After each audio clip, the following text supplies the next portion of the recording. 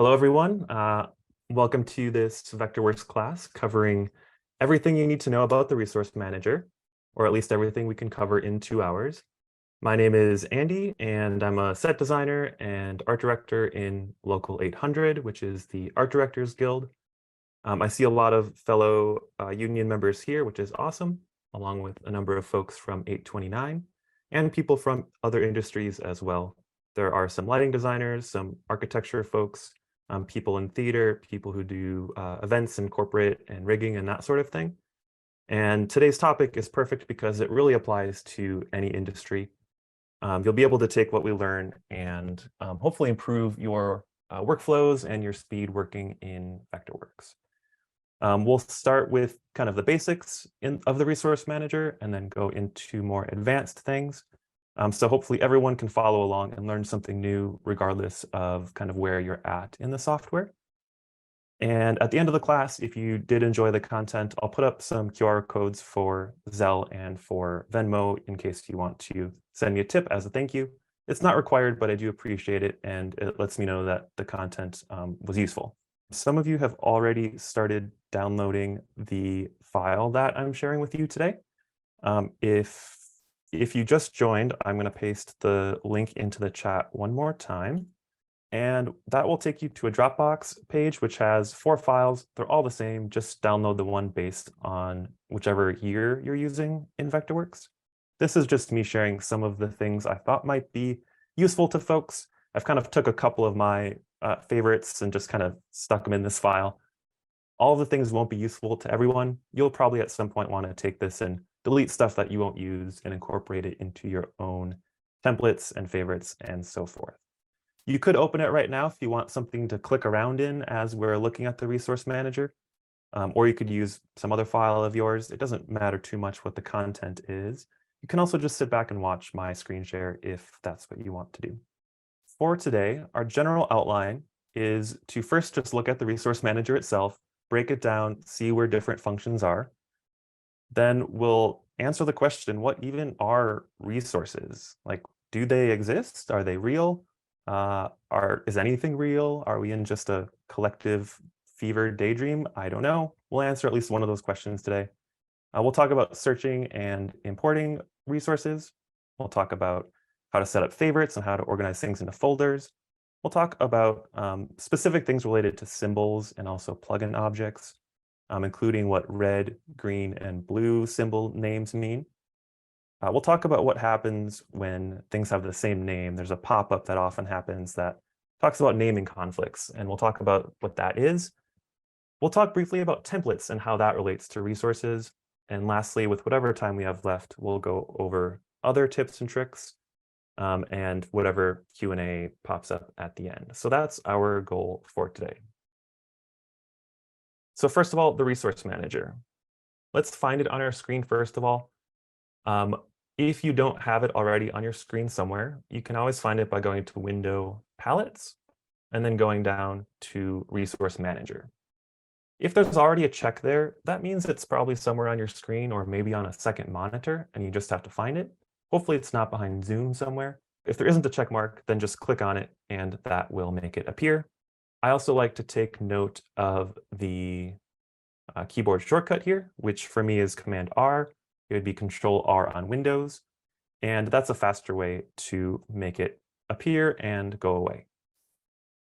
Now, I have mine floating in front of my document window. I like it large and in front so I can see all of the resources that might exist, especially when you have a lot of resources. There we go. I like to just see them all at once as opposed to a really small resource manager. You end up scrolling a lot in order to see something. So I like mine very large, but some folks might dock this to the side or have it on a separate monitor.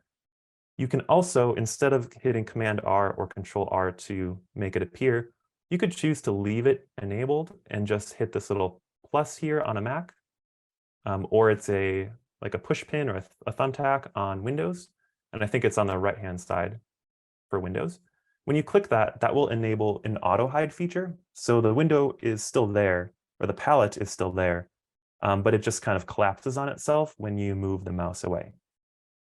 When you want to use it, you just hover over the title bar and there it is.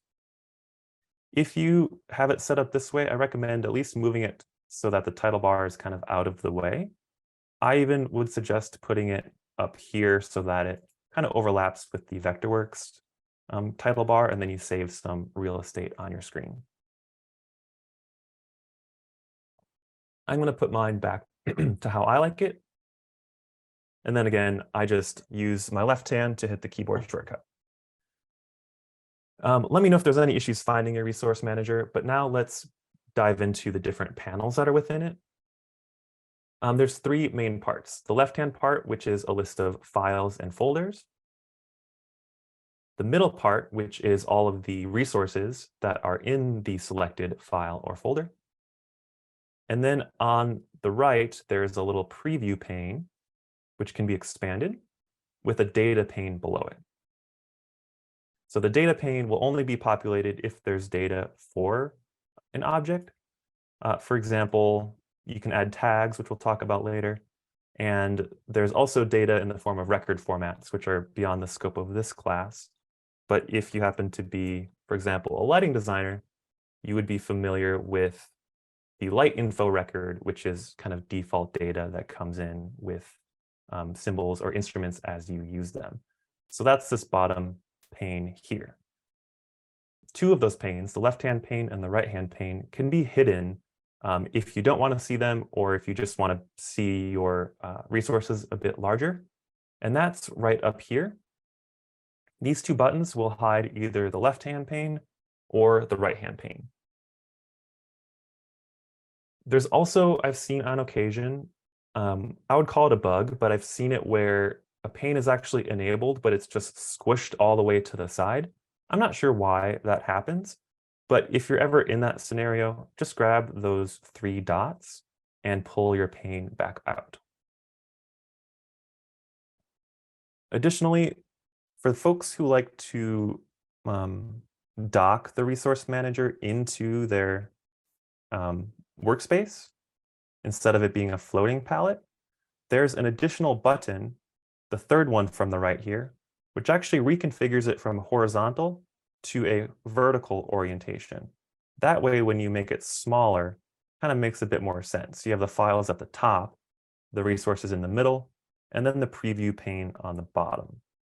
So again, that's mainly if you're trying to do a vertical orientation. I'm going to pull mine back out and click that button to switch it back to the default. There's also a search bar, which we'll talk about searching later, some tool buttons across the top, and some quick access buttons at the bottom. Those do change depending on the context. Sometimes there's a third button, and sometimes they're grayed out completely. Like if I do a search, I can't create new things while I'm searching, so those get grayed out. But just notice that those are there. Within this top bar, the next thing I want to point out is this drop down here in the middle. By default, it says all resources. That is actually a filter, which will filter the display of this center pane to only show one particular resource type. So for example, if I was only caring about symbols, I could click on that and it will show me only symbols and folders that contain symbols. So if I go into different files, I'm only ever seeing symbols and also plugin objects, which we'll talk about. I could filter for textures and just see textures. And if I ever want to get back to seeing everything, you scroll all the way up to the top and go back to all resources. This happens to also be a list of every single resource type. If it's not in this list, it's not a resource. And there's sometimes a scenario where you might have a filter on and not necessarily realize it. Like if I go to slab styles, there aren't any slab styles in here. If you ever see this message that says there are no items to show in this view, that probably means you have your resource manager filtered, even though maybe you didn't realize it. Maybe you put the filter on yesterday and you're coming back and it's still there. If you ever see this little message, typically you just need to come up here and reset your filter to say all resources. So what is a resource? Well, there's all these different types here. I like to kind of categorize them as kind of 4 different types. There are ones that control attributes, such as gradients, hatches, image fills, line types, text styles, and tiles. There are ones that control data and scripting, such as materials, record formats, scripts, and worksheets. There are ones that are related to visualization and 3D modeling and the way things are displayed, such as Renderworks backgrounds, which are like HDRI backgrounds, if you know what that is. There's Renderworks styles, there's Renderworks textures, and sketch styles. And then there are the resources that are actually saving something related to geometry, such as roof styles, slab styles, symbols and plugin objects, and wall styles. Out of this list, there are a couple that you won't really interact with much, but the ones that you will definitely be interacting with are symbols, the attributes such as hatches and line types, and maybe gradients. And if you are doing 3D modeling, you're definitely going to interact with textures. So I guess I should probably finally define what a resource is. A resource is any asset that lives in a file that can be reused in multiple places in that file. For example, a symbol is something where there's one definition of the symbol, and it can be placed multiple times in that document. When you update the symbol definition, all those instances update. It's kind of like a component in SketchUp or a block in AutoCAD. But other things work the same way. For example, we know that a gradient is a resource. When you set up a gradient in Vectorworks, say from white to black, and put it on a bunch of objects, if you were to change that resource, it's actually going to push that change to all the objects that are using that resource. So it's kind of a central repository for assets that are being used. I'm going to jump into a project file that I have from a previous project to show you kind of what resources are and how to interact with them when you're in a Vectorworks file. So in that project file, this is from the Fablemans, which I was a set designer and art director on. I can open my resource manager and make sure I'm in my current file, and I'll see all the different resources that are in this file, which includes symbols, it includes some worksheets, it includes textures, all sorts of things. It doesn't include everything in the file, only things that are in this list. So for example, with geometry, it's not going to be in the resource manager unless I've saved it as a symbol. So if I just draw a shape, it's not going to be in the resource manager. Like that doesn't show up in the resource manager unless I save it as a symbol. When it comes to interacting with these, there's a lot of stuff we can do, but on a basic level, if I wanted to insert maybe this chair, for example, which is a symbol, I can click on it. I can see that the type is a symbol in case you weren't sure. And if I wanted to insert it into my drawing, I just double click the little thumbnail, and that activates it as the symbol insertion tool in Vectorworks. Now, at this moment, I'm going to hit Command R to hide my resource manager. So you can actually show and hide it in the middle of an operation.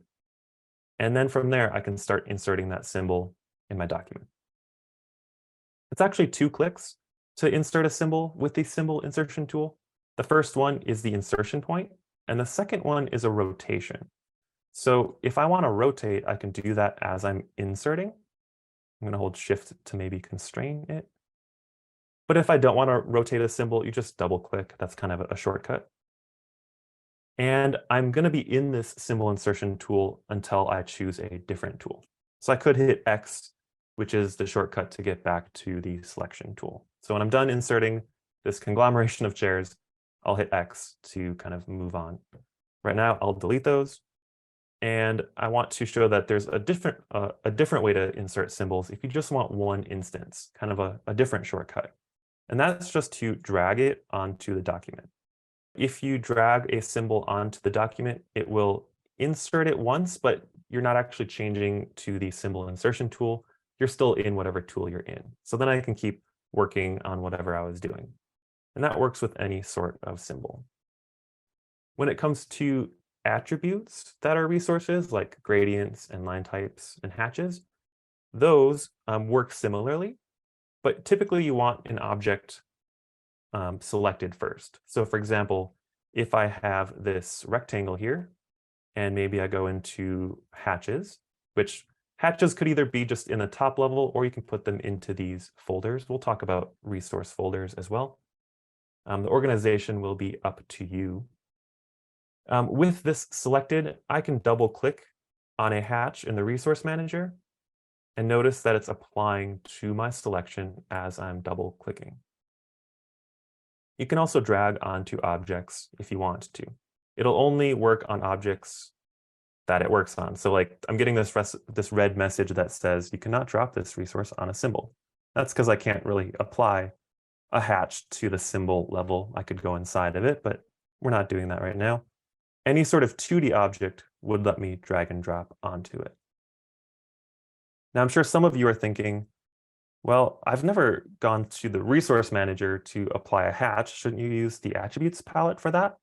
And you totally can. You can do it either way. When I'm doing it via the resource manager, it's actually also loading it over here into the attributes palette, which again might be in a different spot on your screen. My whole workspace I've customized a bit, so it's okay if things look different. But again, as I'm choosing different resources here, it's also loading it over here. I could do the same thing by choosing the hatch right here. Notice this pop-up looks almost exactly like the resource manager, right? These little pop-ups exist in a bunch of different spots, in many different contexts, and they're actually called resource selectors. And they're just a version of the resource manager. The only difference is that they are automatically filtering down to the relevant resource type. So when I'm choosing a hatch here in the hatch field, it's just automatically showing hatches. There's not even a filter dropdown. Remember, we looked at that earlier. That doesn't even exist here. It just automatically shows you all of your hatches.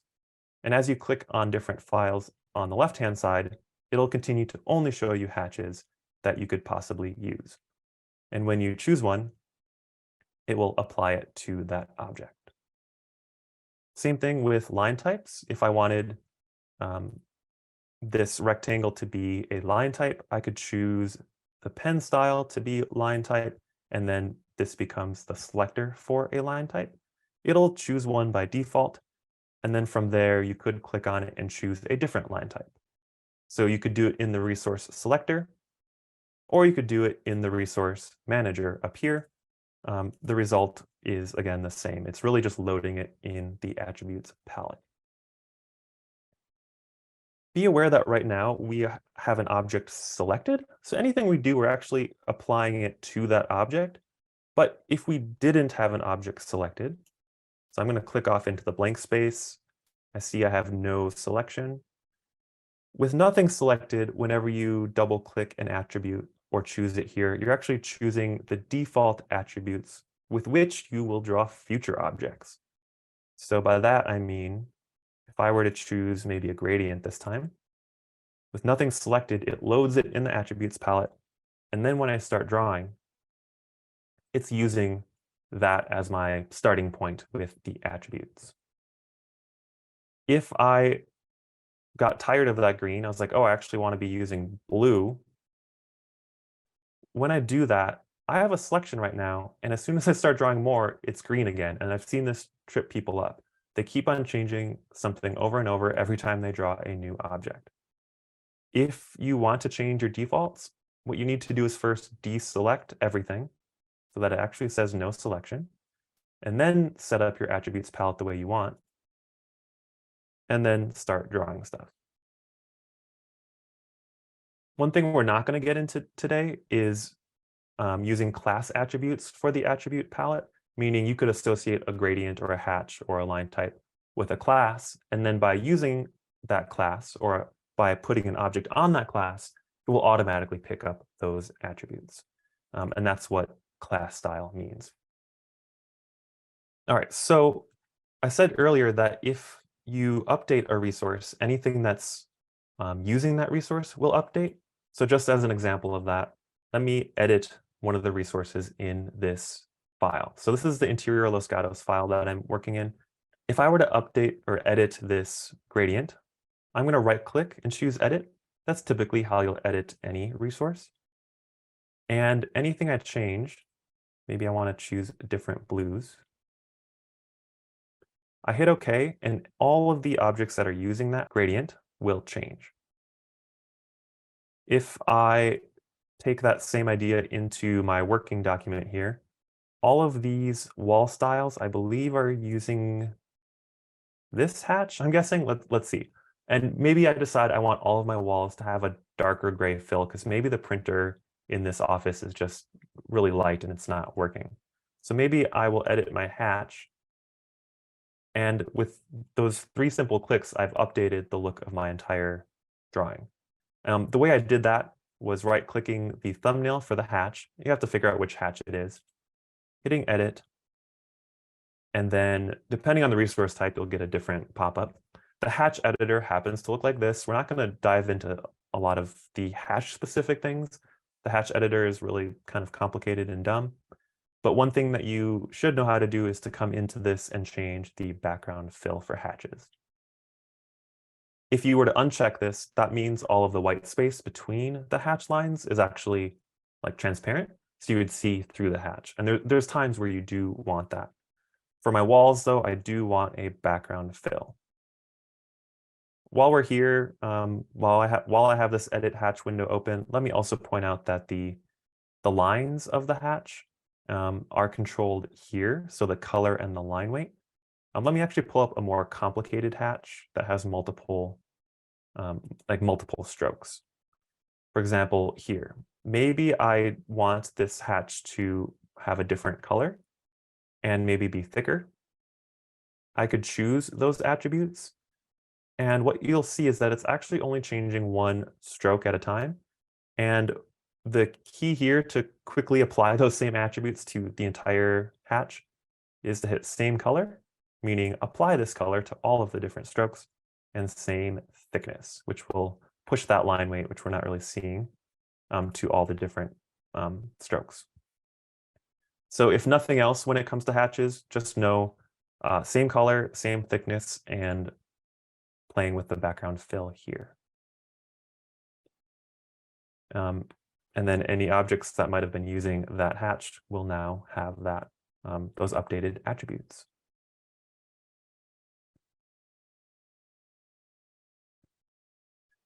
All right, so right now, my active file is this Los Gatos file.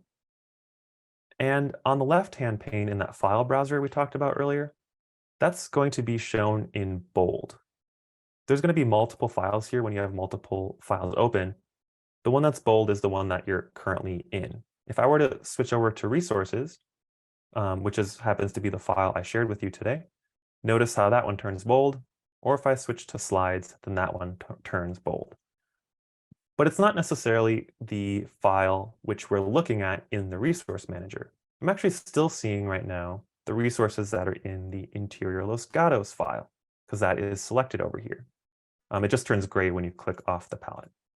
So the resource manager is really powerful because you can look at resources that are in other files and easily pull them in, and also take resources that are in your current file and push them to other places, including other open files, but also into things like favorites. As a little preview, maybe I have this, this right here that I really like and I want to save it for future use. The goal of today is to have a favorite that you can literally just drag and drop it. And when you let go, it just puts it in that favorite file. And it's important to note that each of these little black icons here are actually representing a file on your hard drive. Everything in the resource manager is a file on your hard drive. It's just a Vectorworks file. It's not some special format. It's not coming from some like other place like on the internet. It's not like the 3D warehouse for SketchUp, which is a huge repository that anyone can add to. In Vectorworks, the resource manager is only showing the files that exist like in these folders. Every single resource can be found manually by navigating into different folders over here. Obviously, you'd want to use the search function to find most things, but you can find everything this way. And because everything outside of the stuff you make, everything is made by Vectorworks or provided by manufacturers to Vectorworks, it's pretty reliable. For those of you who have used the SketchUp 3D Warehouse, there's a lot of great content and a lot of not great content. Whereas here, everything comes with Vectorworks, so it should be fairly reliable. So I'm just randomly clicking into all of these to see what happens to exist. And every single one of these, again, is a literal file on my hard drive. And by that, I mean, it's not necessarily in Vectorworks. It actually just exists as a file in Finder on Mac or in Explorer on Windows. And if I wanted to prove that, I could go into, I'm just going to click on one of these here in the Vectorworks libraries. I'm going to right-click it and say Reveal in Finder. This is just an example.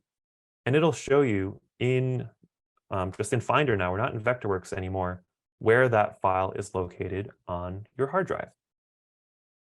All the stuff that comes with Vectorworks is actually going to be in the applications folder. So like right alongside the actual software, there is a libraries folder that contains different libraries of stuff. And the resources that exist in that file are what appear in the resource manager. So I just want to really emphasize that there's nothing particularly special about any of these files. They're just regular Vectorworks files. Now, again, the resource manager is only showing resources. So it's not showing everything in the file. It just shows the resources. And by that, I mean, if I were to, for example, go to my Los Gatos file again, it's only showing things I've saved as a symbol or as other resource types, but it's not necessarily going to show me anything specific to that file. With that, I want to jump a little more detail into this file list because it'll help it make more sense as we go down the line in here. There's actually 5 categories by default. I just collapsed them all using this little flyout thing here. There's your open files, which we talked about, favorites, which we will get more into. A lot of your favorites categories are probably empty unless you've already set one up yourself. Vectorworks libraries is all the stuff that comes with Vectorworks. So pre-made symbols, all of the default textures, all of that stuff lives within this folder. Premium libraries also comes from Vectorworks. That exists because there was Service Select, and that was only for Service Select members. As of version 2023, they've switched to a subscription model, so I'm not sure what the future of the premium libraries category is because I think everyone gets what the benefits that used to exist as part of Service Select. So maybe eventually this category might go away. I'm not sure. It might be folded into just the Vectorworks libraries, but that's just a guess. There's workgroup libraries, which I don't use. And then there's user libraries, which is just another place that you could put files if you want. Most of you will probably just use favorites. But each of these correspond to a place on your hard drive, either in your user folder or the applications folder. So we looked at the applications folder. I showed you that whatever file that was, it was one of these ones here, exists in the applications folder. Aside from that, I mentioned a user folder, which some of you might be familiar with, but not everyone.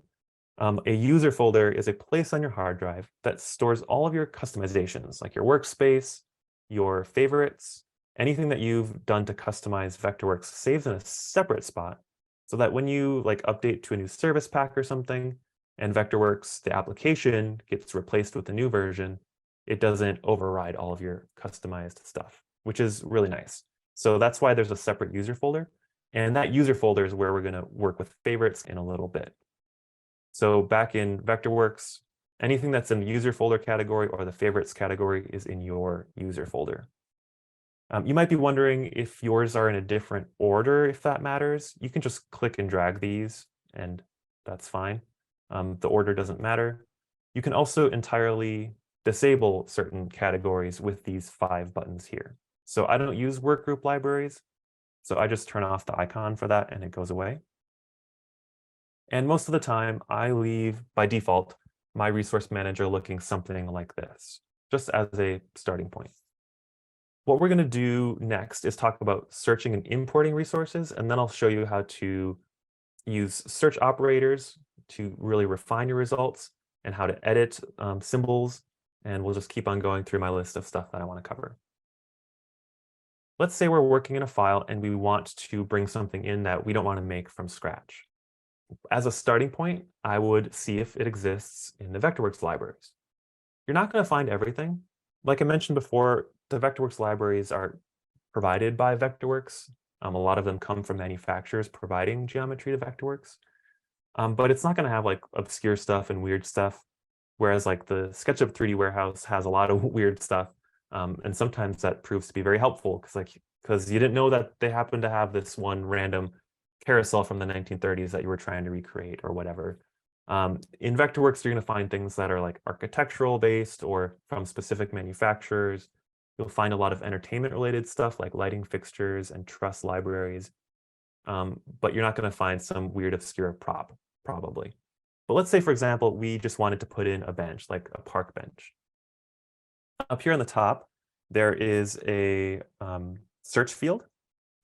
And if I type in that search field, it's going to search all of the files that we looked at on the left and show me a consolidated result list of all of the resources that have the word bench in it. And again, it's only pulling from the files that exist over here somewhere. So hopefully that demystifies one kind of common confusion. It's like, where are these symbols coming from? Like, where do they exist? They're just over here. They're just on your hard drive. You can scroll up and down to kind of peruse the results, and you might notice a little cloud icon on some of them. You don't have to worry too much about that as long as you're connected to the internet. The moment you choose one of those cloud, let me do this one, one of those cloud icon resources, it'll just download it and then you'll have it. And once you do that, I'm kind of jumping ahead here, but that file will then exist on your hard drive. So I'll show you what I just did in a second, but now the do more benches file is local, as opposed to these other ones are, technically they're on the cloud, but they still exist as a Vectorworks file. And once you want to use something, Vectorworks just downloads it for you. So if I go back to my search results, let me show you what I was just doing there. This list, like I said, is showing you results from all these different files. If you were ever curious which file it's coming from within this list of results, you can right-click on the thumbnail and go to Select Resource Location. That means show me where this is coming from. And that will activate in the left-hand pane the file that search result was in. And sometimes that's handy because that file may have other similar things that maybe weren't showing up in the search results. Now, in this case, these all have the word bench so that they were all here. But sometimes the collection that is in that file has other things that are just handy in that moment. Like maybe you were searching for a nightstand for a bedroom and you found one that you liked and you went to that resource location that it's coming from, and hey, there's a matching bed and a matching dresser and all of that. So I often like to see in my search results where that resource is coming from. I believe, I'm not 100% sure, but I believe the results are just showing literally kind of in the order that they would come up in these files. So results from a file are usually next to each other. So like these look similar, they're probably coming from the same file. And it's important to actually scroll through the entire list of results to see what comes up. It's unlike Google, where typically the first couple results might be what you want.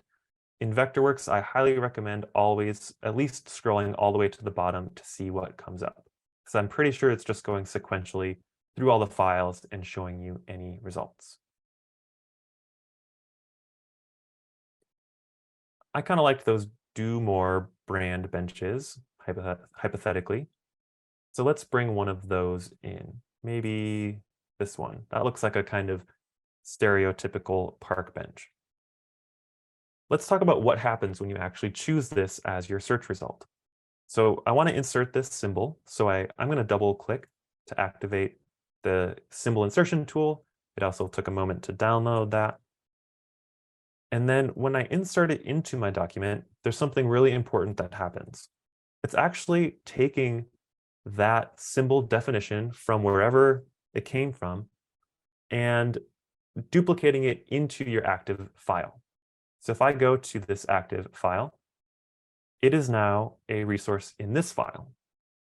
It is no longer connected to the file from where it came, meaning I can customize, it's this one, I could customize that symbol however I want, and you don't have to worry about messing up some library file somewhere else. So if I look at this bench in 3D, for example, maybe I don't want it to be brown. I can just edit the symbol. I'm going to double click it in the document. And I could make it green, exit the symbol, and now I'm done. So I really encourage you to make the symbols that you import yours. Don't feel like you can't touch them or can't change them. You can rename them. You could add data to them. You can change the texture in the 3D symbol. You could change the classes, anything about them, they are yours. And that's a really important concept in general in Vectorworks. Resources exist in the file. They're not like a separate thing. So like when I save this, if I were to email this to someone, all of these resources exist in that file locally, and they're not connected to a different place. Now, if you start referencing files, then there's another layer of complexity, but generally all of the resources are just local. So you can do what you want with them. I could choose to duplicate this symbol by right-clicking and choosing duplicate, and I might have two different types of benches.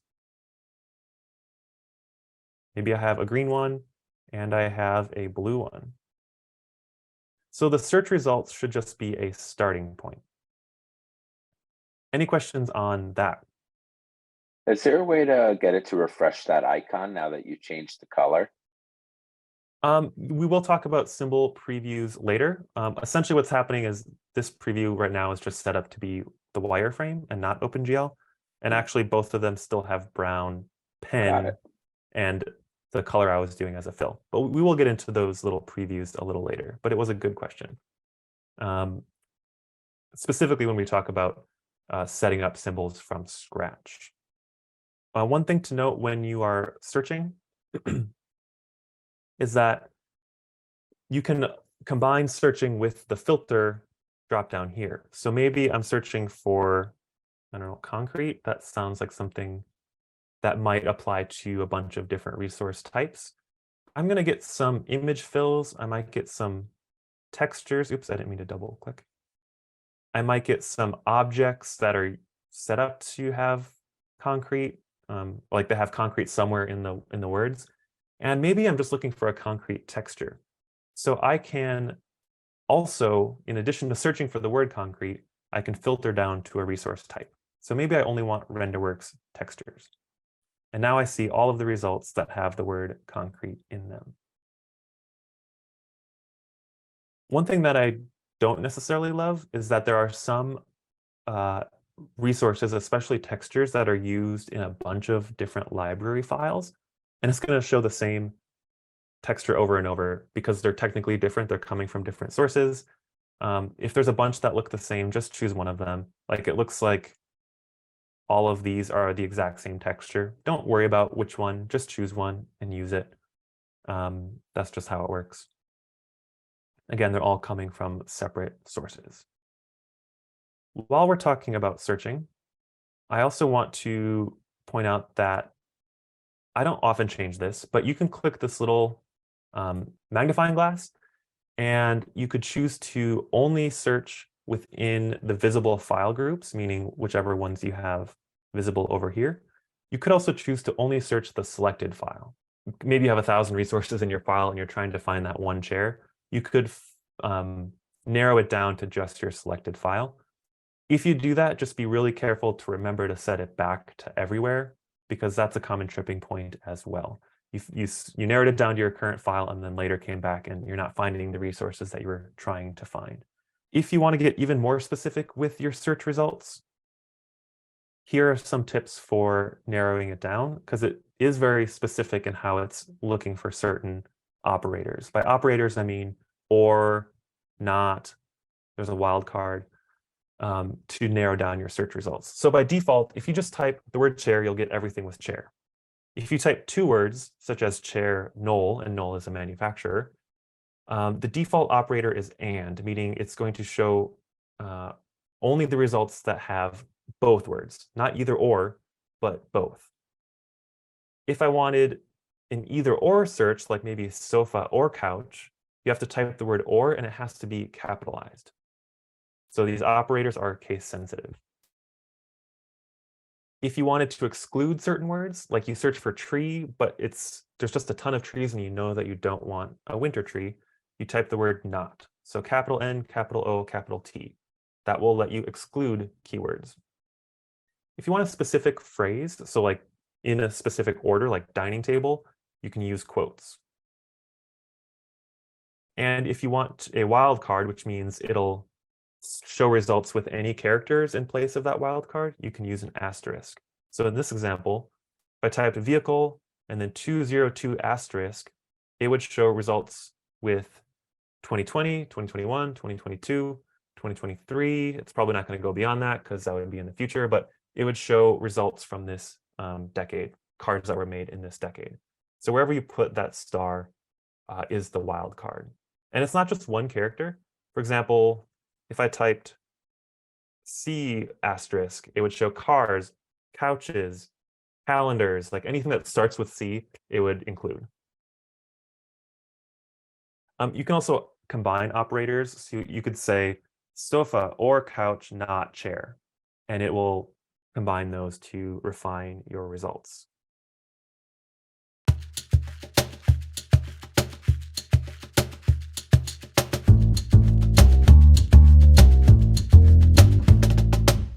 Okay, so now that we're back, we're going to take the file that you've downloaded, unless you have some other file that you want to make your favorites file, like your first favorites file. Once you have one set up, it's actually going to be a lot easier in the future to add more. The hard part about this process is literally just getting the first one in there.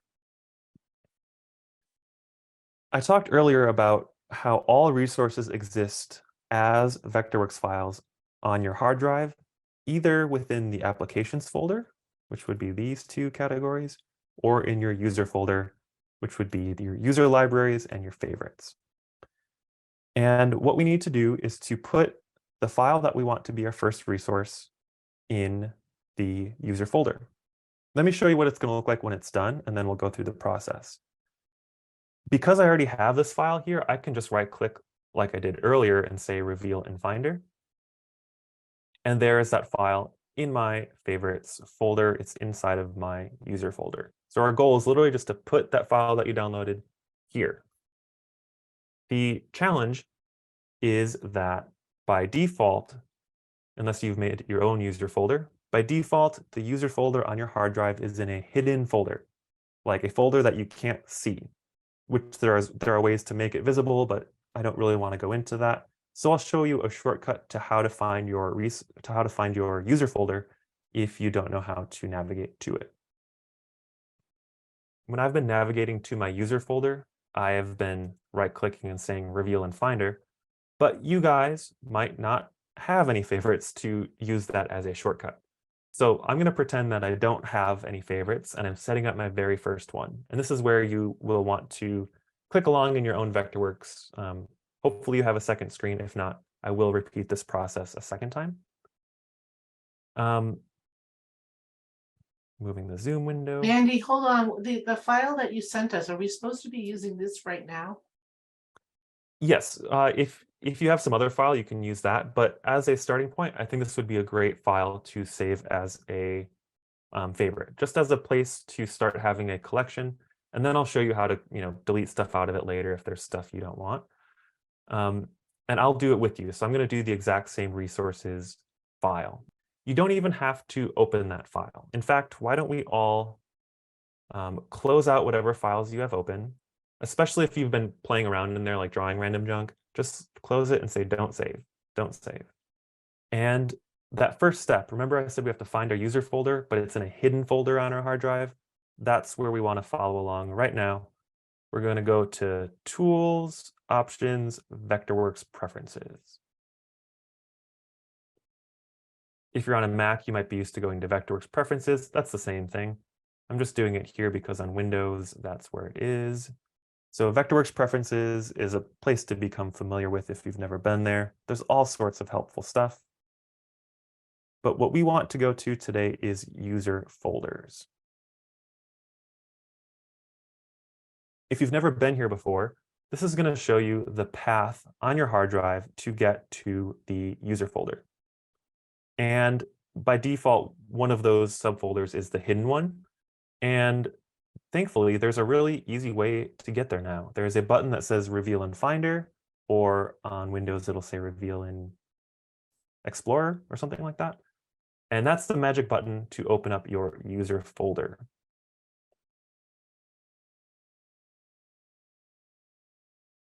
That's going to take you into Finder or Explorer, meaning you're not even in Vectorworks anymore. And it's going to highlight your user folder for you. Once you have your user folder there on your screen, you go into it by double-clicking, and then find Libraries. Go into Libraries, and then you should see Favorites. And then go into Favorites. So that's how we get one half of this equation. That's how we find our favorites folder that we want to drop that into. I'm going to repeat those steps just to make sure everyone is up to speed. So Tools, Options, Vectorworks Preferences, User Folders category, and then hit Reveal in Finder or Reveal in Explorer. You go into it by double-clicking, and then find Libraries, go into Libraries, and then go into Favorites. So here's a typed out version in case anyone needs to see it that way. We're up to step 4, which is you find your user folder, go inside of the Libraries folder, and go inside of Favorites. The next step is going to be dragging the file that you want to become your very first favorite, which could be the downloaded file, is to drag it into this folder. So I'm going to leave this folder up. Don't lose it. In a separate window, which you can do by going to File, New Finder window, in a separate window, navigate to the file that you downloaded. Could be in Downloads, it could be on desktop. I'm not sure what happened on your computer, but you want to find it and then literally just drag it into the Favorites folder. So again, you want kind of 2 windows open, one to drag the file from and one to drop it into, that being your Favorites folder. There's one final step that we haven't done yet, which is back in Vectorworks, go to the Resource Manager, and then use this little gear icon to refresh libraries. And the only reason we have to do that is because Vectorworks is already open. If you were to close Vectorworks and reopen it, it refreshes it every time you start Vectorworks. But right now, it doesn't know that you just made that change on your hard drive, so it's not going to show up until you hit Refresh Libraries. Once you do that, you should then see the file that you downloaded over here. Go ahead, Judy. So when you put this in your user favorites folder, does it appear for all your files then, or only the file that's open? So it's going to appear in the Resource Manager under the Favorites category, regardless of what files you have open. So Great. If we think back to the beginning of the class, this left-hand pane is the file pane. Each one of these lines corresponds to a file on your hard drive. The open files is only relevant to this first category. All the rest are just files on your hard drive. The great thing is, if you've done it this way, you don't have to open up a file to get something from it. So you've saved your symbols and your textures in this favorites file, and I can just go to this favorites file and grab that resource and bring it in. I don't have to go find that old project file that I drew this arrow in that I liked in order to get it. Assuming you've saved it as a symbol, because remember, only symbols, as far as geometry is concerned, only symbols are going to show up. If it's just raw geometry in a file, that won't show up in the resource manager. You actually do have to save it as a symbol. And next we'll talk about what blue symbols are and so forth. But the great thing is, and a great point Judy brought up, is that this now exists regardless of what files you have open. It's just right there in your favorites list. Now, the great thing is in the future, in order to add other favorites in the way that I recommend doing it, you can just right click and say reveal in Finder. And that's a fast way to find that correct folder instead of going through the process of tools, options, preferences, and then finding user folder and hitting reveal in Finder and then going in it and then going into libraries and then favorites. You don't have to do all those steps. It's just right here, reveal in Finder. Then you can add other favorites alongside it.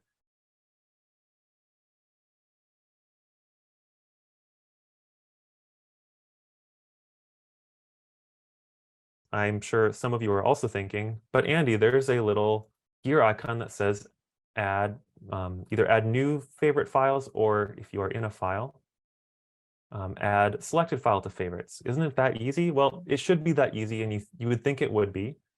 And it kind of works. It does do something. Let me just show you what happens.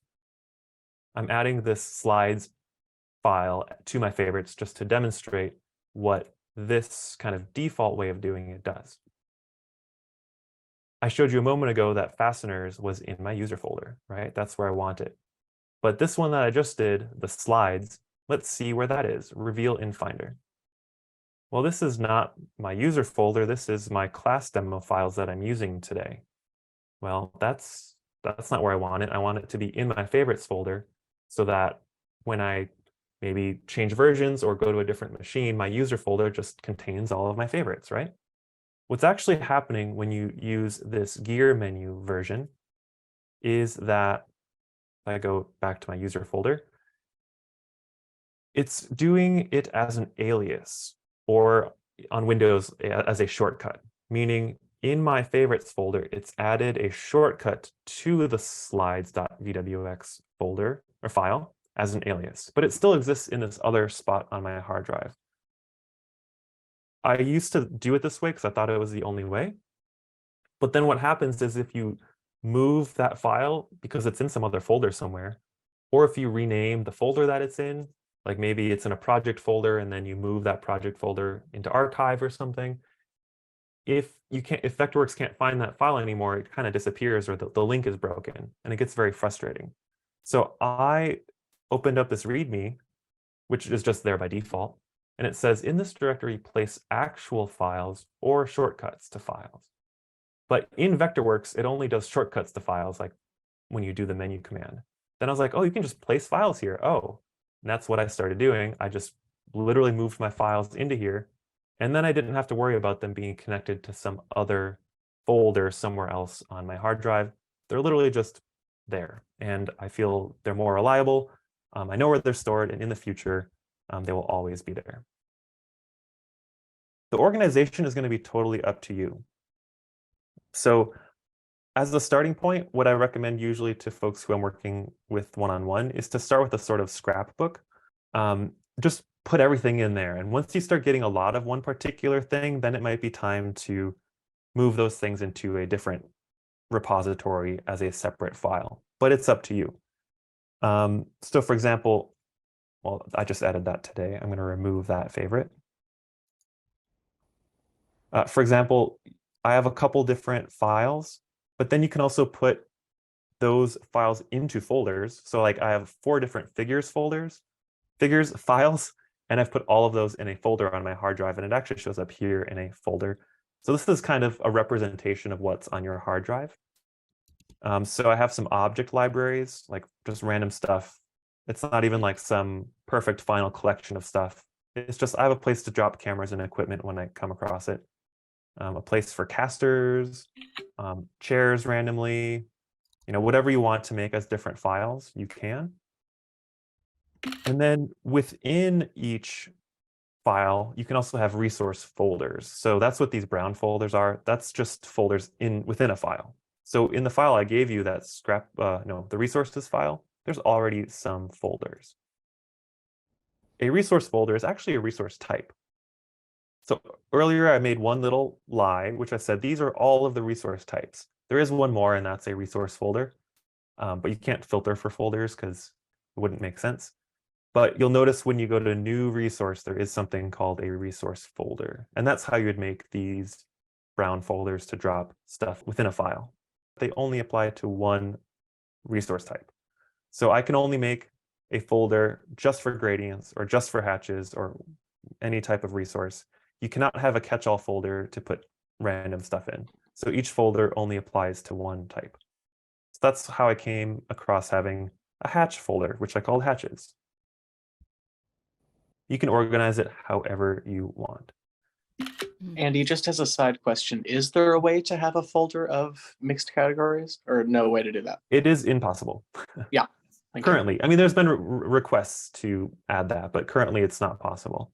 What you, I guess, would do is just have everything in the top level, and maybe you then choose to have different files within a hard drive folder. So just to repeat what I meant by like a folder on my hard drive, if I go back to my user folder, there's little just folders here. So like this organization correlates with this organization. One little caveat or one warning is once you have your resource or your favorite set up there, do not remove from favorites because that will just delete the file and then it's gone. So don't do that. Don't remove from favorites unless you really just want to get rid of that file. Then in the future, say I had a resource I really liked. For example, maybe this brick I made for this file, and I'm like, oh, I want to save that for the future. You just find it in the resource manager and drag it onto your file that you made. So the resources file that we added today, you can just drag on top of that and let go, or you could put it in a subfolder. Again, if it's the right type, you could put it directly into a subfolder. So it's really easy to add stuff to the favorites file. There are some things that you can't do directly in a resources file, which is you can't edit the existing resources without opening the file to then edit it. That's just like a general rule of thumb. You can't go into like the Vectorworks libraries and like edit the geometry here. Like that's just not how the resource manager works. You can only import is really the only relevant option here. So it's the same with your favorites. You can't do anything other than import. So if you get to the point where you actually want to go into your favorites file and reorganize and rename stuff, maybe edit something in there, the shortcut to know is to right click and just choose open. That will load the file as an actual open file. So see, it's up here now in addition to being there. And because it's open, I can rename stuff. I can delete stuff, like maybe I don't want this piano, and so forth. So that can only be done by right-clicking and actually opening the file. Then when you close and save it, it's updating you'll get this little pop-up, at least in 2023, that says refresh libraries. So now I've actually changed that. The one thing you can't do directly in Vectorworks is rename the actual like file itself. So this is, again, the name of the Vectorworks file. You can't rename it here, but you could go onto your hard drive. Like maybe you want yours to be called Scrapbook, like I have below. So you could rename it in your hard drive and then once again use the refresh libraries to kind of reload it back into Vectorworks. So that's how you rename the file itself, but anything else you can do in Vectorworks just by opening it. I have one quick question. Yes. The open button, dangerously close to the remove from favorites forever button. Is there any recourse if my clumsy fingers hit that? Is there like an undo baked in? So I've requested with Vectorworks to have a warning when you've chosen this to say, hey, this is going to delete the file. Do you really want to? That has not been added yet. My best recommendation would be to periodically go in and just back up your favorites somewhere. So alongside my user folder, I have just occasionally, and I just did it today or yesterday because I was like, oh, I haven't done this in a long time. I just saved all my favorites there as like a backup. It's the same as backing up your project files on an external hard drive or on Dropbox or Google Drive, whatever. Just periodically make some backup. That's my best recommendation. Thank you very But much. you were right. It's dangerously close, and I wish they would change that. Symbol colors. Just a quick rundown of the different types of symbols in the resource manager. You've probably noticed that some of them are blue, some are black. You'll also see ones that are green, and you'll see ones that are red. What do all these different colors mean? Well, a regular symbol is black. And within regular black symbols, or actually within any type of symbol, I want to point out that the icon or the thumbnail has a little number in the corner, either a little 2 or a 3.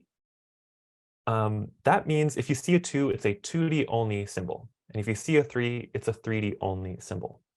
Hopefully you have some experience with the hybrid aspect of Vectorworks. But essentially each symbol has a 2D representation, can have a 2D representation and a 3D representation. And that would be called a hybrid symbol. And if it does have both of those, then there's no number at all. I wish there was like an H for hybrid just to be clearer about it. But when there's no number, that means hybrid. When it's 2, it's 2D only. And when it's 3, it's 3D only. So when you are looking at a list of symbols, you're going to start noticing these little numbers. So these 3 are 2D only, and these ones are hybrid. As an example, I know this is hybrid. Even though the thumbnail only shows me the 3D part, when I insert it, I will actually see that this is a 2D/3D symbol.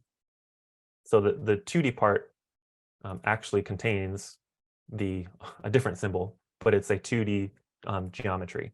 So in 2D, we see this, and as soon as I go into 3D, I see that. That is the hybrid nature of Vectorworks, and I think it's one of its most important and powerful features, is that objects can be hybrid. So start paying attention as you're looking now in the resource manager to those little numbers. Blue symbols, where the name is in blue, means that it will insert as a group. And by that, it means it will explode it upon insertion, so it's just geometry that's no longer connected to the resource manager. As an example, I have this little arrow thing. Arrows are easy to draw, but once you've done it once and it looks nice, it's kind of nice to just have it saved so I can quickly drop it in. But I want to be able to change the note every time I insert it. I don't actually want it to be connected to a symbol per se. So when I've saved it as a blue symbol, that means when I insert it, it converts it to a group upon insertion. Now it's just a group. It's not a symbol anymore. And I could go in and say wallpaper as selected, or whatever you want it to say. And it's not connected to any other instances of that geometry. So they can all be different. That's a blue symbol. I'll talk in a moment about how to make a blue symbol. There's also red symbols, which insert as a plugin object. A plugin object in Vectorworks is kind of a parametric object. It's a special type of object that has extra coding behind it, and it creates an object out of subparts. For example, a door is made out of many subparts. A door is a plugin object. It knows how to put together different extrudes and different shapes, different 2D lines to make a door.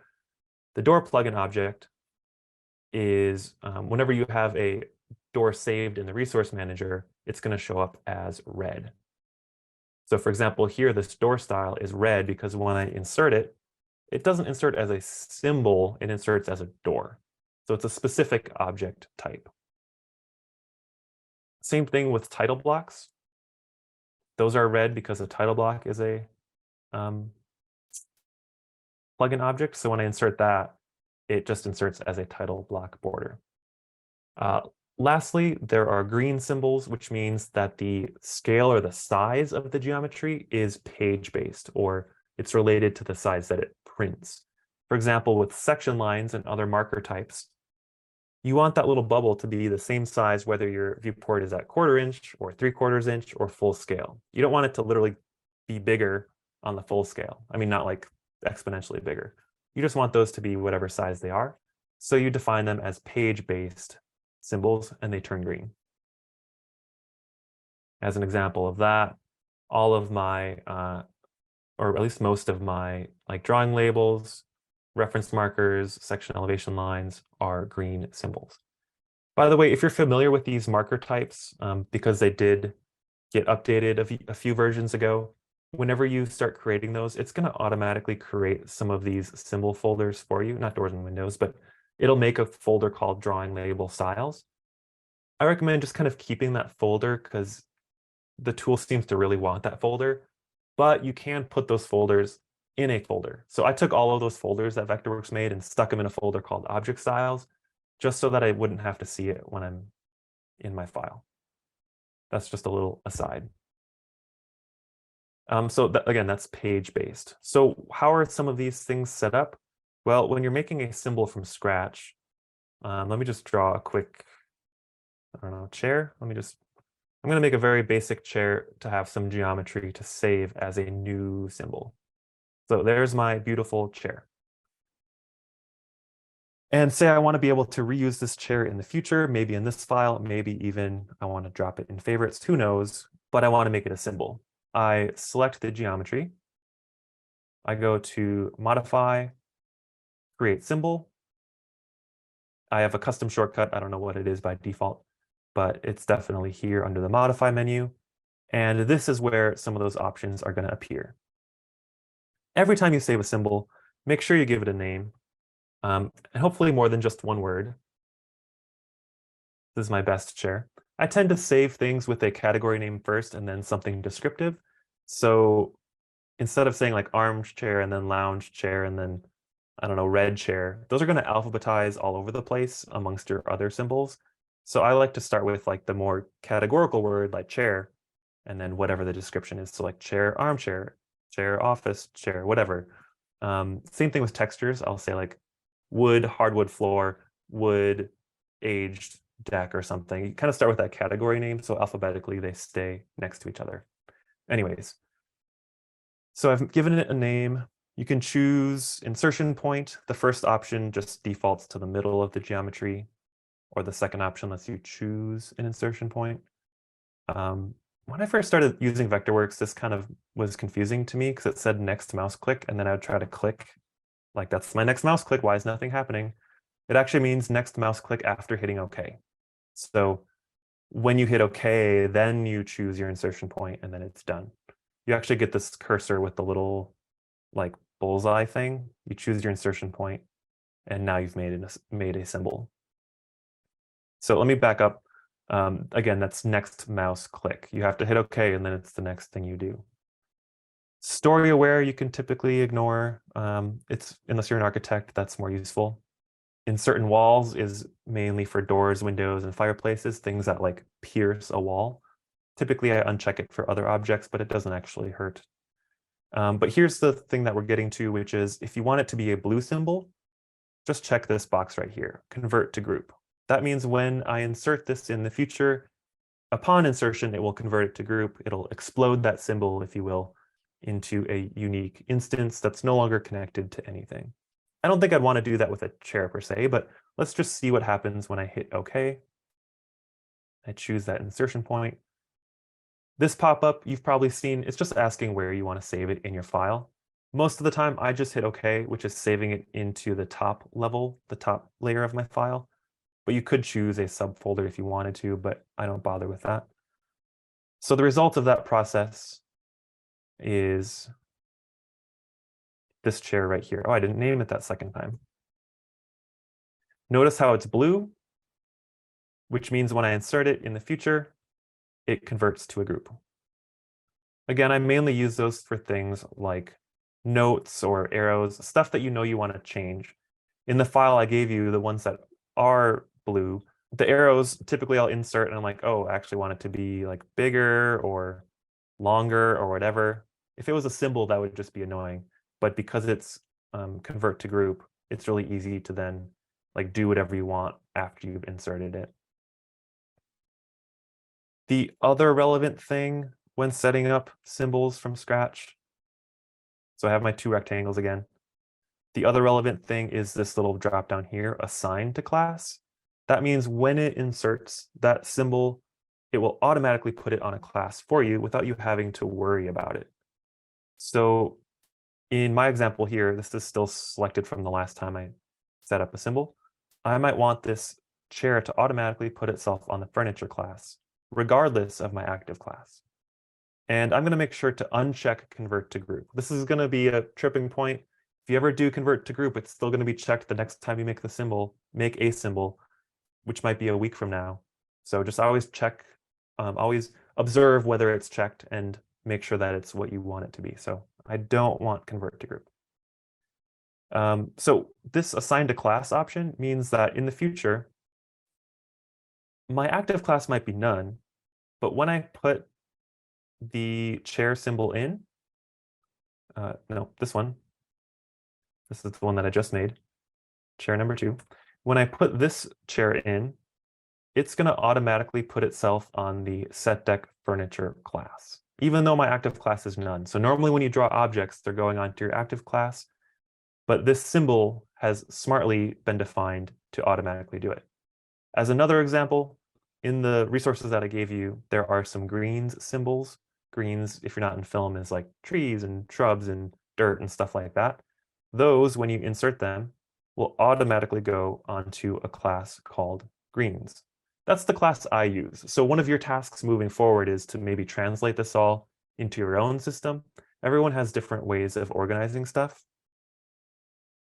But this has been set up the same way where it automatically puts itself on a class. If you forgot to do that and you wanted to come back later and set up a symbol to do that, if it's in your active file, you can edit symbols. And the way to get that pop-up back where I was choosing that is to right-click and go to Edit Symbol Options. So instead of editing the geometry, which would be the 2D or 3D component, if you do Symbol Options, you get this window back. It doesn't have some of the options, but it could let you choose the class to insert it on. Or you could also check Convert to Group, like maybe you forgot to check that, or you want to uncheck it. This is where you come back to modify those. I also tend to ignore all this bottom stuff. I'm not going to talk about it. Lastly, on the topic of color, symbol colors, the red symbols, the plugin object ones, all you have to do, so I'm just thinking of a plugin object. There's one called Table and Chairs. Maybe I've set up a configuration that I really like and I want to use in the future. I always want it to start with a 7-foot table. If I save this as a symbol, the thing that used to say convert to group now says convert to plugin object. This is the checkbox that makes something red, a red symbol. It's in the same spot that convert to group was. If I have it checked, I hit OK, I choose an insertion point, and then in my resource manager, I have one of these. I guess I already had one in here. And then in the future, because it's red, when I insert it, it inserts as a table and chairs object. So it's kind of like saving presets for different plugin objects. So it's a preset table, a preset door, a preset stage, preset whatever, depending on the tool that you had to create it in the first place. You just select it, create symbol, but you actually save it as a plugin object. Once you've saved a symbol, touching back to earlier, someone had brought up the thumbnails. What you see in the resource manager is something that you determine as the person who has created the symbol. And in the case of the libraries that come with Vectorworks, someone at Vectorworks has gone through and chosen what view the thumbnails should be. Every single symbol has actually 2 thumbnails. There's one here, the little one, and there's one over here, the big one. This is technically called the high resolution preview or thumbnail, and this is just the thumbnail. This is 2D only, so I'm going to switch to a symbol that has some 3D stuff in it just to show you how this works.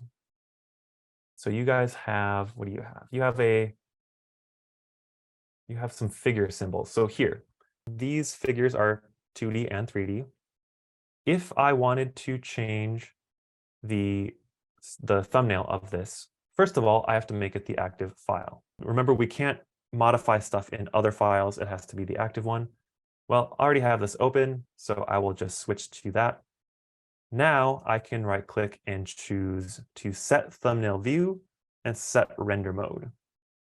The component is usually less relevant unless you want to switch between, there's ways to add like front view components and other 2D components. It's more advanced. But maybe I want this figure to be shown as a right isometric here, and maybe as a front view here. So this high resolution preview, you can use these little drop downs to change the view. If you wanted to switch to the 2D view, you would just choose top plan, and that just switches it to the 2D view. The high resolution preview can now, I think as of 2023, also be set here. It used to only be over here. The only reason they added it to the right click menu is that it now allows you to choose multiple symbols at once and update the high resolution preview kind of all at the same time. You used to have to click through and change one at a time. So the reason this is relevant is that with a hybrid symbol, there's a 2D part and a 3D part, and it's up to you to decide which one you see in each of those thumbnails. Sometimes I do the 3D for both, or the 2D for one and the 3D for the other. It's kind of up to you. So if I were to go into some various symbols that I've saved in the past,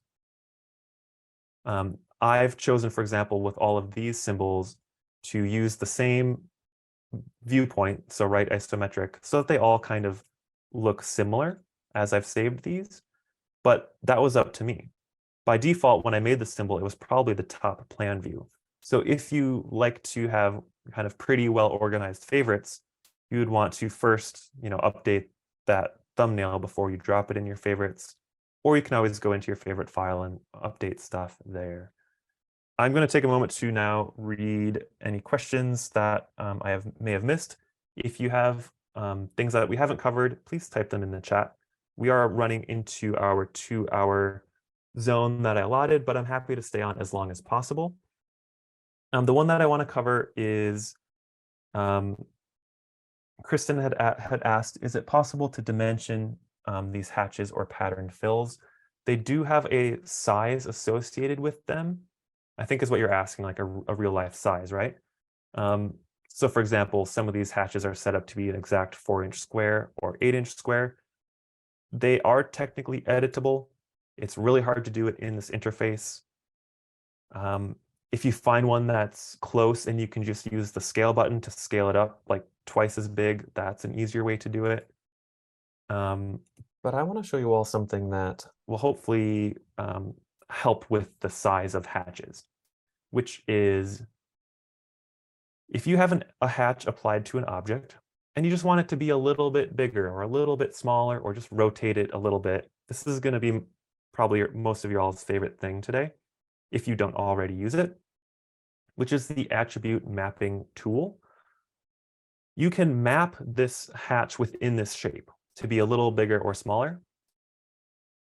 And that would be within your tool sets, which are normally here, but I have mine hidden.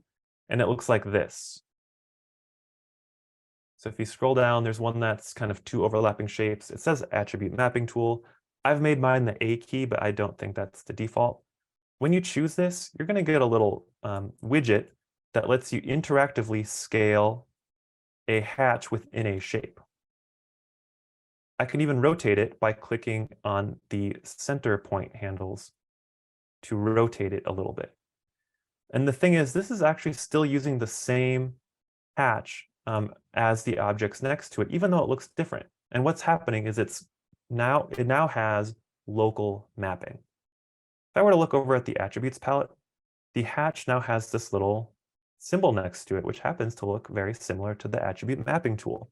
So it's using hatch no fill number or ×2, but it is being locally scaled and rotated. You can click this little pop over here, which is these 3 dots, and this is what that attribute mapping tool was doing. I could also change it by typing in numbers here, but I'm more of a visual person. So what I do is I just select the shape. I hit A, but for you, you have to go to the attribute mapping tool, and then you can scale and size those things as you wish. Again, this is more of a visual thing. If it was like bricks or whatever, then you want to be more accurate. And there's a fancy little shortcut that if I now wanted this to be a new hatch that just is this size, so I can reuse it in other places without having to locally map it all the time, you can right click that object. Sorry, I have like overlapping objects. Make sure you click the object that you want.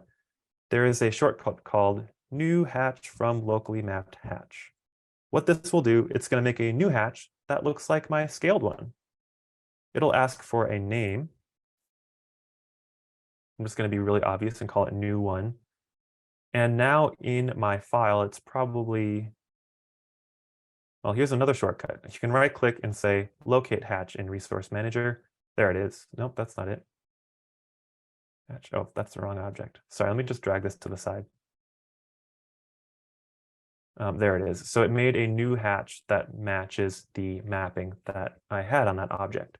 So now as I make new objects, if I really wanted that exact same mapping, that just exists as a separate hatch. So again, I used the attribute mapping tool, and then I right clicked and it shows new hatch from locally mapped hatch. Someone also brought up tiles, which is a great alternative to hatches. Tiles are really easy to set up because they are real geometry. It's literally, if I go to make a new one from scratch, new resource, tile, create, I'm going to gloss over this for the moment. A tile is kind of like a hatch, but it's just geometry that you create. And then these little gray previews are showing the repeat pattern of whatever you've drawn. And now I have a fill that is whatever I just drew. Now, apparently I drew some very large objects, but it's kind of like a hatch, but even more powerful. So if you're trying to do a fill with some specific geometry at a real size, just do it as a tile fill. So again, new resource, tile. The only caveat is if you know how to do surface hatches, which are a part of texturing, you can't apply tiles. You can only apply hatches to that. But if you don't know what that is, it doesn't even matter. Just use tiles. They're great. I love tiles. Thanks so much for answering my question. Yeah, hopefully that covered what you were asking. Yeah, I just have one other thing.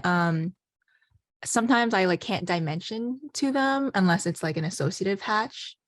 Do you mean actually adding a dimension to yeah, and snapping to it. Yeah. Yeah, so that's a general thing with any type of fill, whether it is tiles or hatches. You won't actually ever snap to the contents of it, which might be different than other software where each of these is actually a line. Typically, we don't want that. At least in my opinion, I wouldn't want to have 1,000 snap points. If it is something that you actually do want it as snappable geometry, there is a command that I don't use very much, but maybe some people do, called hatch, I think. Yes, it's under the modify menu. It's called hatch ... And what you do is you choose it, and then you choose the hatch that you want. So maybe like this brick, and you choose the area that you want to fill it in and a rotation, and then it actually draws geometry from that hatch, but now it's just geometry. So in your case, that is maybe getting to the meat of the question, which is this actually gives you literal lines that you can snap to, but it's actually not a hatch. It's just using a hatch to fill an area. I don't typically use it very much, but it might be a starting point for something useful. There's a couple other questions I do want to answer, but because we are at almost our 2-hour mark, I just want to pull up a final slide that says thank you, and it has the QR codes. Just in case people want to take off, you're welcome to take off whenever. If you did enjoy the content, I know we squeezed a lot in today. You are going to have the recording as well. So if you did enjoy the content, let me know. You can send me an email. You can send me a tip via Zelle or Venmo if you want. It's totally up to you. And hopefully I will have future classes as well on other topics. So I also just want to say thank you all for showing up today. And if you're taking off, have a great evening. I'll be on here for a while. So thank you, Andy. Yeah, you're welcome. And feel free to unmute yourself, anyone, if you want to just ask a question out loud. My question was, when you made that hatch, How did you then save it as a favorite? Oh, I don't think I actually did, but let me show you how to do that. When I made that hatch here, when you make a new hatch, it's just going to show up in your current file, so the bold one. There's also a home icon, which takes you to the active file. And then if you wanted it to be a favorite, you could just drag it. So this is the one I made. You could drag it into your favorites file or folder that you want. And then that resource you drop, what is that landing on a page somewhere on a file or? Nope. So resources can exist in a file without them actually being applied to anything. One thing we didn't really have time to talk about was templates. And I'll go over it now because it's a good time to talk about it. But a resource can exist in a file even if it hasn't been placed anywhere in that document. So when I start my template, there's nothing on the page, but the resource manager for this file has hatches, it has line types, it has a couple object styles, like some markers, some door handles, because it inserts as part of the door tool. All this geometry exists, it's saved in the file, but not necessarily like in the drawing per se. So what you're doing when you're adding something to a favorites file is you're adding it to the resource manager of that file. It's not in the document drawing, like in the, in the model, but it's in the file because those resources are just part of the file. Okay, so naming conflicts. In, how do I want to do this? So I'm going to use a symbol from my scrapbook. I have these crosshairs because I know I gave these to you today. I'm just going to import them all into my current file. So I have all these crosshairs in this file. But I also gave you guys crosshairs today that have the exact same symbol names. But I know that I changed these before I gave them to you because I noticed that they were all different sizes. So what happens when I try to import that same, a symbol with the same name from the file that I gave you? So these are the ones in the file I gave you today. When I double click one of them, you get this pop-up saying resource name conflict. It can be an annoying pop-up, especially if you're not really sure what it means. So the problem is there are two things that have the exact same name. They're both called crosshairs red, but they're different from each other. And it's actually really good that Vectorworks asks you what you want to do. Your choices are essentially, do you want to use the old definition, the new definition, or do you want to keep both? So the first one means you're going to replace the existing definition with this new one that you're trying to use. So if I hit OK and import a new one, that actually is replacing it here. Now this one I didn't change the size. Let me do that again with the black and white one. If I replace the symbol definition, now it's literally changed other instances that already exist because the definition changed.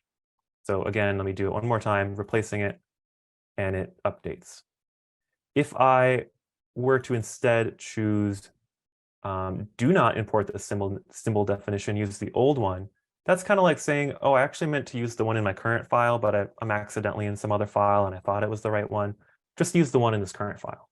And then you'll actually just insert your existing symbol without replacing it. Finally, you could choose this one, which just means like, now you have two that are similar, but they're a little different. You're importing it alongside your existing one.